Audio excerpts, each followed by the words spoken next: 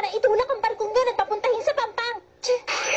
Nakita ko, sinungitan mo kung babaeng isda ka, ha? Ano? Hindi ka dapat nagre-reklamo ng ganyan sa kanya. Nakakainis kang babae ka. Makinig kang mabuti. Sa susunod na ihulog mong susi ko, humanda ka. Pasensya na, hindi namin sinasadya.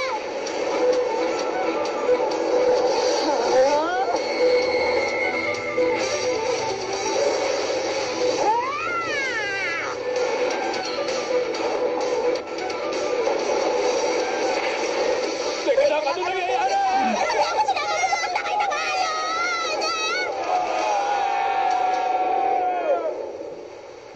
Anong iniisip mo, Aquarius? Tama ba na pati ako dinamay mo? Sayang. Nabigo ako sa plano ko, pati yung barko na tangay sa Pampang. Kung gano'n ako talaga ang pinupunteriya mo! Huwag mo muna akong tawagin dahil mag-date kami ng boyfriend ko ng 1 linggo. Ng boyfriend ko? Huwag mo nang ulitin! Sandali lang, Lucy. Bakit mo kung pati ako dinamay niya? Ano bang nagawa kong kasalanan sa kanya? Nakakalimutin pala ang pusa. Sumasakit ang ulo ko.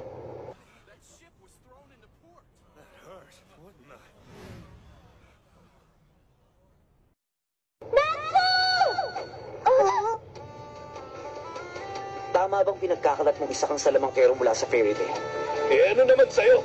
Dali, huliin niyo siya! Bawa ko! Tignan mong mabuti ang mukhang to.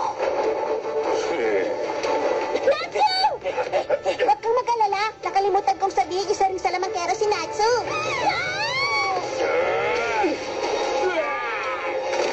Ang pangalan ko ay Natsu mula sa fairy tale. At hindi ko nakikilala ang tulad mo. Ano? Mula siya sa fairy tale? Si Natsu, isang salamangkero mula sa fairy tale? Ang marka sa braso niya. Hindi nga siya nagbibiro, Boss Bora. Baliw! Huwag mo akong tawagin, Bora! Si Bora? Siya si Bora the Prominent.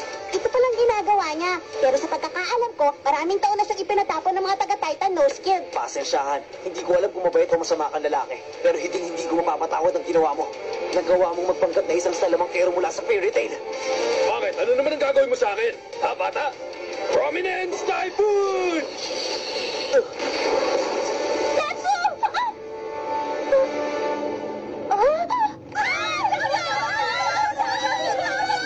Hindi ako nangihinayang natapusin ng tulad mo, mayabang. Ang pangit ng lasa. Ha? Ano? Isa ka ba talagang fire wizard? Alam mo bang hindi masarap ang apoy mo?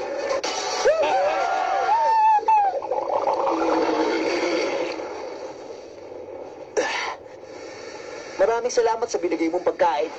Anong klaseng nilalang ang lalaking yan? Hindi uubra ang apoy sa tulad ni Natsu. Hindi pa ako nakakita ng ganong mahika.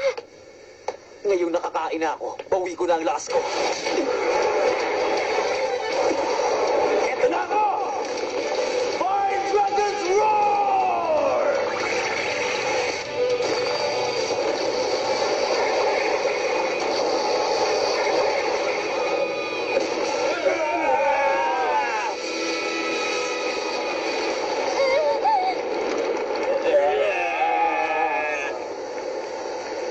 Boss Bora, parang nakita ko na siya dati. Lalaki may pink na buhok, na may scarf na parang kaliskis. Siya nga yun. Siya ang tunay na. Tunay na salamander! Tandaan niyo itong mabuti. Ganito ang tunay na isang salamangkero. Mula sa fairy tale! Red Shower! Kumakain siya ng apoy at ginagamit niya panuntok ang apoy sa kalaban niya. Isa ba tuloy yung mahika ang ganon? Bumubuga ng apoy ang baga ng isang dragon at pinoprotektahan siya ng kaliskis mula sa apoy. Ang kuko ng dragon ang bumabalot sa apoy. Yan ang klase ng kapangyarihan na kayang baguhin ang parte ng katawan mo na katulad ng isang dragon. Yan ang makalumang spell. Ano ibig mo sabihin? Yan ang klase ng kapangyarihan na pinanglalaban sa mga tunay na dragons. Talaga? Hell Prominence! Dragon Slayer Magic. Itinuro yun ni Ignir kay Natsu. Eto tanggapin mo!